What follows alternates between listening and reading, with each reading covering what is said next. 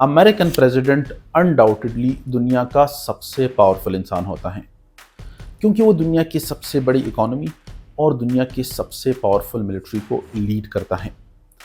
लेकिन दुनिया के इस सबसे पावरफुल इंसान का इंतखाब किस तरीके से होता है और कैसे कोई इंसान इस पोजीशन पर पहुंच सकता है, आइए इस बात का जवाब इस वीडियो में समझने की कोशिश करते हैं। अमेरिकी कॉन्स्टिट्यूशन के मुताबिक हर वो इंसान अमेरिकी सदर बन सकता है जो इन 3 शराइत पर पूरा उतरता हो।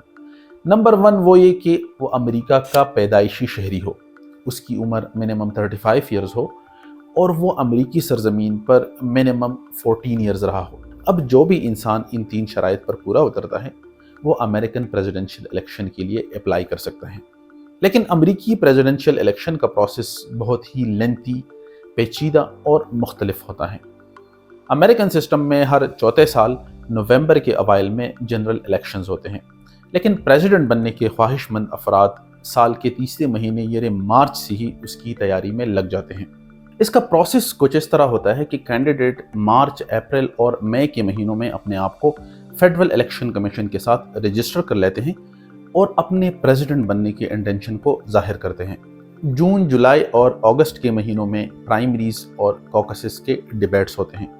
अब ये प्राइमरी और कॉकस होते क्या हैं, इस डिबेट में जाने से पहले हमारे लिए ये जानना बहुत ज़रूरी है कि यूएस में टोटल 50 स्टेट्स, 5 टेरिटरीज और कैपिटल सिटी वाशिंगटन डीसी में इलेक्शंस कंडक्ट होते हैं। अमेरिका में इस वक्त सिर्फ 2 मेन पॉलिटिकल पार्टीज हैं, एक रिपब्लिकन पार्टी है और दूसरी डेमोक्रेटिक पार्टी है। हालांकि और भी पॉलिटिकल पार्टीज है लेकिन उनका इन्फ्लुएंस कुछ खास नहीं है और अमेरिकन पॉलिटिक्स मेनली इन 2 पार्टीज की इर्द गिर्द ही घूमती है और मेजॉरिटी ऑफ प्रेसिडेंशियल कैंडिडेट्स का ताल्लुक भी इन्हीं 2 पार्टी से होता है। अब आसानी से समझने के लिए हम एज्यूम करते हैं कि टोटल 10 कैंडिडेट्स रिपब्लिकन पार्टी की तरफ से प्रेसिडेंट बनने के ख्वाहिशमंद हैं, लेकिन रिपब्लिकन पार्टी इन 10 कैंडिडेट्स में से सिर्फ किसी एक को ही अपने पार्टी का प्रेसिडेंशियल कैंडिडेट अनाउंस करेगी। अब ये प्रोसेस प्राइमरीज और कॉकसेस के जरिए ही होता है। प्राइमरीज बेसिकली प्राइमरी इलेक्शंस होते हैं और इसके काम करने का तरीका ये होता है कि जनरल इलेक्शन से तकरीबन 6 to 9 मंथ्स पहले ही रिपब्लिकन पार्टी के सपोर्टर्स या डेमोक्रेटिक पार्टी के सपोर्टर्स अपने इन 10 फेवरेट कैंडिडेट्स में से अपने किसी एक ही फेवरेट कैंडिडेट के लिए वोट करते हैं। सिमिलरली यही अमल कॉकस में भी होता है, लेकिन प्राइमरी और कॉकस के इलेक्शन में मेन फ़र्क ये होता है कि प्राइमरीज का इलेक्शन स्टेट की गवर्नमेंट कंडक्ट करती है और ये पूरे यूएस में सबसे पॉपुलर तरीका है क्योंकि तकरीबन मोर देन 40 स्टेट्स यही प्राइमरीज के ज़रिए ही अपने कैंडिडेट का इंतखाब करती हैं। कॉकस में भी यही अमल होता है, लेकिन कॉकस जो है वो पॉलिटिकल पार्टीज खुद अरेंज करती हैं और उसमें से बहुत सारे पार्टी के लीडर्स वोटर्स को कन्विंस करने की कोशिश करते हैं, उनको मुख्तलिफ स्पीचेस करते हैं और कोशिश करते हैं कि ज़्यादा से ज़्यादा वोटर्स को अपनी तरफ राग़िब करें।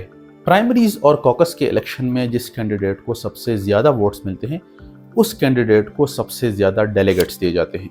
अब ये डेलीगेट्स क्या हैं? डेलीगेट्स बेसिकली ऐसे लोग होते हैं जो एक्टिव पार्टी मेंबर्स होते हैं, जो अपने उस कैंडिडेट को अपने स्टेट की तरफ से रिप्रेजेंट करते हैं।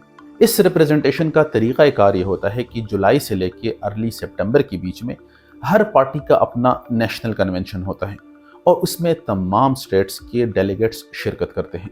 फॉर एग्जांपल, अगर रिपब्लिकन पार्टी का अपना नेशनल पार्टी कन्वेंशन है तो उसमें तमाम स्टेट्स के डेलीगेट्स आएंगे और जिस भी कैंडिडेट्स को सबसे ज़्यादा डेलीगेट्स मिले होते हैं वो डेलीगेट्स पाबंद होते हैं कि नेशनल पार्टी कन्वेंशन में अपने उस कैंडिडेट के लिए वोट करें और जिस कैंडिडेट को भी इस कन्वेंशन में सबसे ज़्यादा वोट्स मिलते हैं वही पार्टी की तरफ से मुल्क का प्रेसिडेंशियल कैंडिडेट बन जाता है और वही प्रेसिडेंशियल कैंडिडेट इस कन्वेंशन में अपने साथ अपने वाइस प्रेसिडेंशियल कैंडिडेट का भी ऐलान करता है।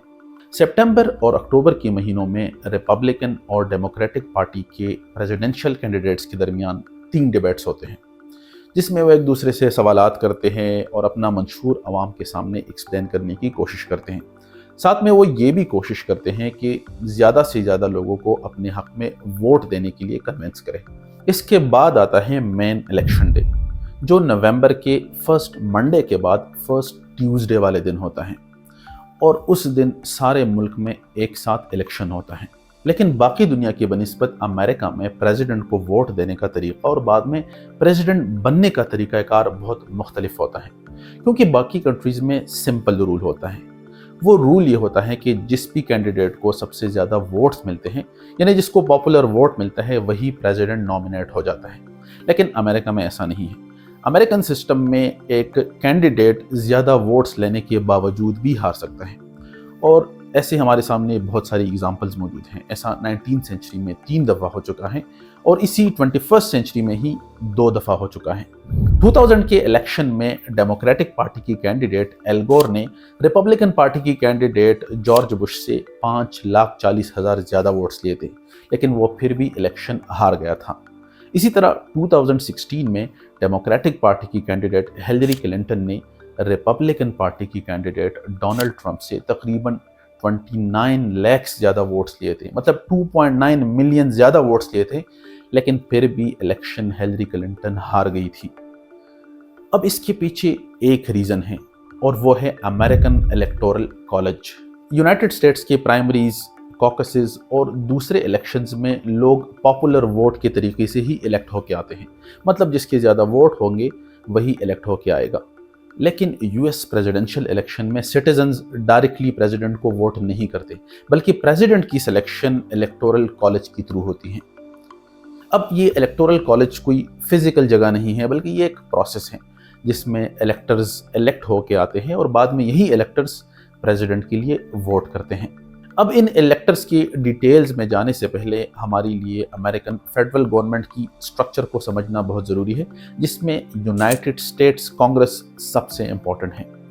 यूएस कांग्रेस का नाम आपने न्यूज़ में बहुत दफ़ा सुना होगा। ये एक बाई कैमरल सिस्टम है, जिसमें एक लोअर हाउस यानी हाउस ऑफ रिप्रेजेंटेटिव्स होता है, और एक अपर हाउस यानी यूएस सेनेट होता है। अब इलेक्शन के वक्त हर एक स्टेट को उतने इलेक्टर्स दिए जाते हैं जितने उस स्टेट से कांग्रेस के मेंबर्स इलेक्ट होके आते हैं। ये इलेक्टर्स जनरल इलेक्शंस में वोट के ज़रिए ही मुंतखब होते हैं। पूरे यूएस में इस वक्त टोटल 538 इलेक्टर्स हैं, और एक कैंडिडेट को प्रेसिडेंट बनने के लिए मिनिमम 270 इलेक्टोरल वोट्स दरकार होते हैं। इस इलेक्टोरल कॉलेज के तरीक़ाकार के पीछे विनर गेट्स ऑल का प्रिंसिपल कार फरमा होता है। इसका मतलब ये होता है कि अगर for example American state Texas के 40 इलेक्टोरल वोट्स हैं, तो अगर इलेक्शन में डेमोक्रेटिक कैंडिडेट को 49% वोट मिलते हैं और रिपब्लिकन कैंडिडेट को फॉर एग्जांपल अगर 51% वोट मिलते हैं, तो टेक्सास के 40 इलेक्टोरल वोट्स सिर्फ विनर कैंडिडेट को मिलेंगे, मतलब उनमें वो प्रोपोर्शनली डिवाइड नहीं होंगे।